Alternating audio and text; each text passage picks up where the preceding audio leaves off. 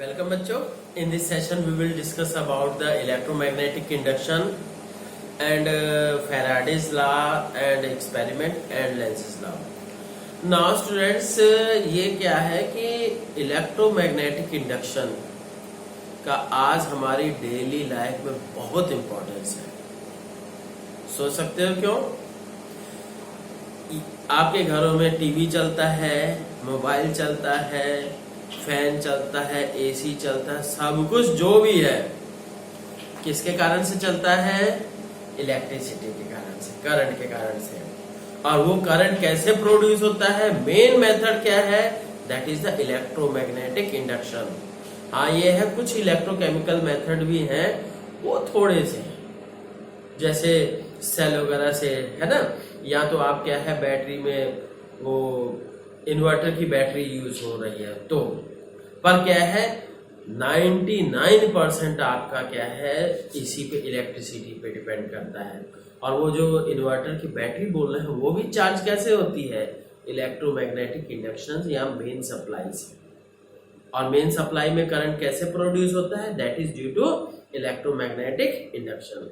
अगर ये electromagnetic induction नहीं होता या एग्जिस्ट, इसका कॉन्सेप्ट खत्म हो जाए, तो फिर हमारी लाइफ बिल्कुल वही आदि मानव वाली स्थिति. इतना बहुत पिछड़ जाएंगे, इतना भी नहीं पिछड़ जाएंगे, है ना. क्योंकि ये है, लगभग 200 साल पहले इलेक्ट्रिसिटी नहीं थी, तब भी हम काफी तरक्की किए थे, है ना. तो let us see what is the electromagnetic induction. Electromagnetic induction किसने फाइंड आउट किया? फैराडे ने. ठीक है, फैराडे ने ये किया कि इसके अनुसार क्या है कि it is the electromagnetic induction क्या है? It is the phenomenon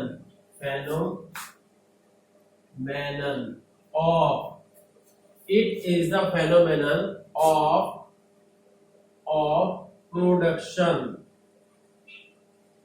of electric current. ये प्रोडक्शन ऑफ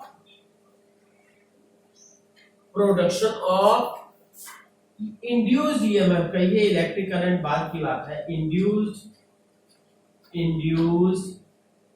ईएमएफ, अगर ईएमएफ होगा तब करंट भी हो, है ठीक. Then current, induced current. ठीक है, ये हम मिटा दे रहे हैं इधर का, इंड्यूस्ड करंट. ठीक. तो अब क्या है? It is the production of induced EMF या कहिए induced current due to change in magnetic flux related to a coil. ठीक है, due to change in magnetic flux related to a coil. ठीक है, कॉइल से रिलेटेड मैग्नेटिक फ्लक्स अगर change होती है तब क्या हो जाएगा? चेंज होती है तब उससे रिलेटेड इंड्यूस्ड ईएमएफ होगा. पर बच्चों ध्यान दीजिएगा, करंट कब होगा? तो करंट केवल तभी होगा जब सर्किट को हम क्लोज करेंगे.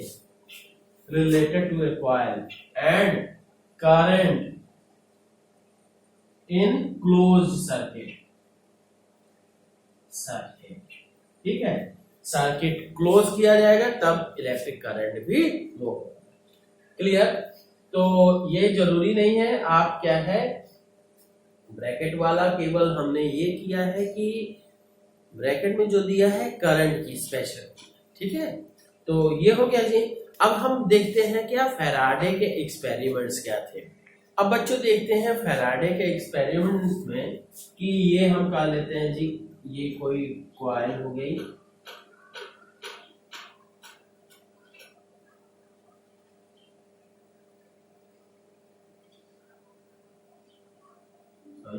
ये गैल्वेनोमीटर लगा देते हैं कि करंट को शो करने के लिए, चेक करने के लिए. और ये कॉइल हो गए, this one is the coil and this one is the magnet, है ना. ये मैग्नेट हो गया, नॉर्थ हो गया, और ये साउथ इधर ला रहे हैं।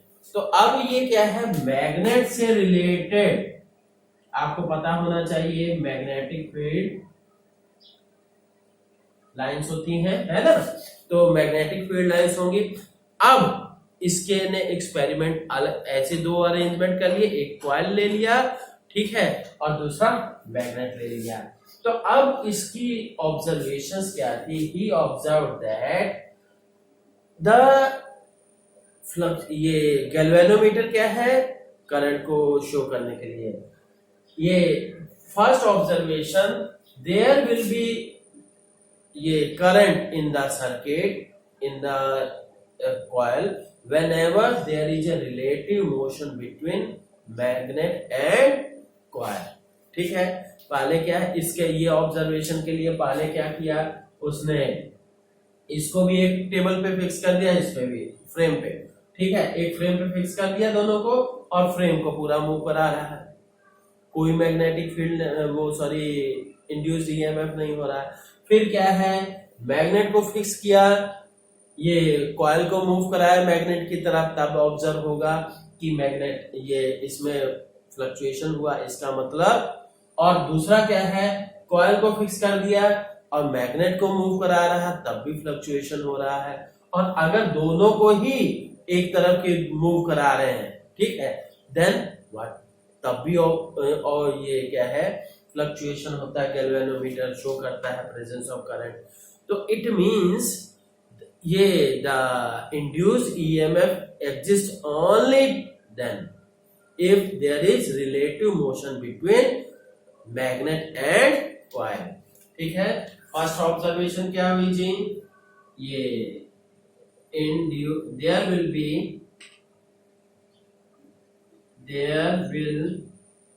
be induced EMF only when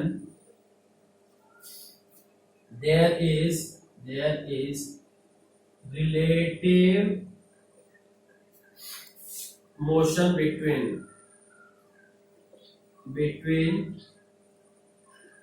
coil and magnet. Coil और मैग्नेट के बीच क्या है, रिलेटिव मोशन होगा, तभी होगा। दूसरी चीज कि इफ द ये direction of motion is reversed, मतलब ये पास आ रहा था, पास आने की बजाय दूर जा रहा है, then the fluctuation will be different, opposite. या कहिए इसका अपोजिट पोल लाते हैं तो तब भी फ्लक्चुएशन डिफरेंट हो जाता है, अपोजिट हो जाता है, ठीक है। तो ये direction of current will get reversed when ये क्या है, direction of current will get reversed when the motion is reversed, ठीक। Direction of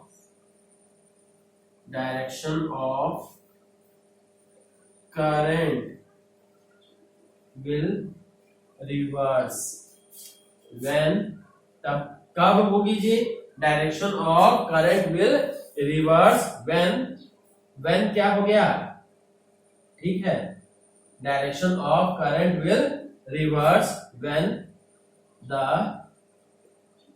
motion is reversed or polarity is of the magnet is reversed, or polarity of the magnet is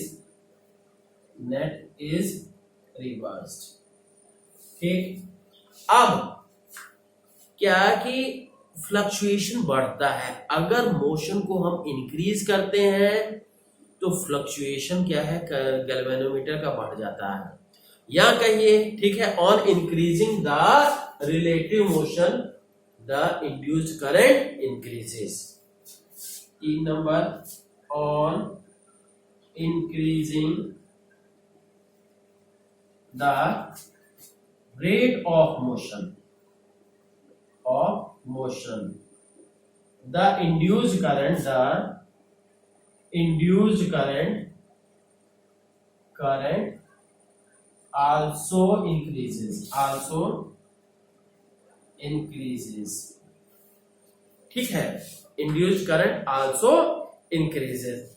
अब next है 3 के बाद 4 कि if, हाँ, और इस and vice versa क्या है, एंड वाइस वर्सा मतलब इसका अपोजिट भी, कि अगर मोशन घटा दिया जाता है तो फ्लक्चुएशन भी कम हो जाता है, मतलब इंड्यूस करंट का अमाउंट भी कम हो जाता है। बच्चों फ्लक्चुएशन का मतलब कि गैल्वेनोमीटर का जो इंडिकेशन होगा, ठीक है, ठीक। और अगर क्या है, गैल्वेनोमीटर में जितना ज्यादा फ्लक्चुएशन होगा मतलब उतना ही ज्यादा करंट, ठीक है। और ज्यादा करना है तो एमीटर लगाइएगा।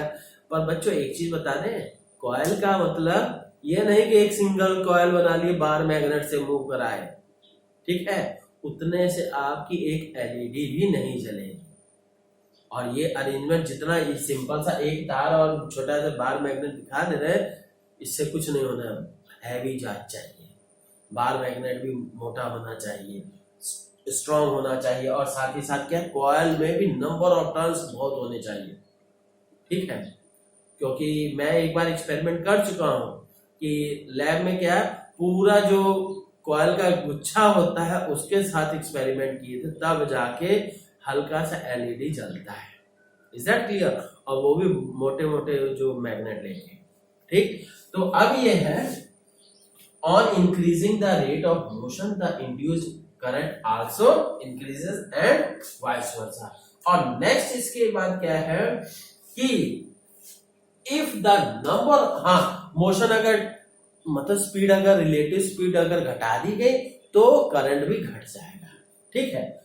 तो अब क्या है कि एक चीज और, कि if the number of turns are increase, अगर नंबर ऑफ टर्न्स इंक्रीज कर दिए गए तो क्या होगा, करंट विल आल्सो इंक्रीज, ठीक है। तो इफ या on increasing the number of turns in the coil, current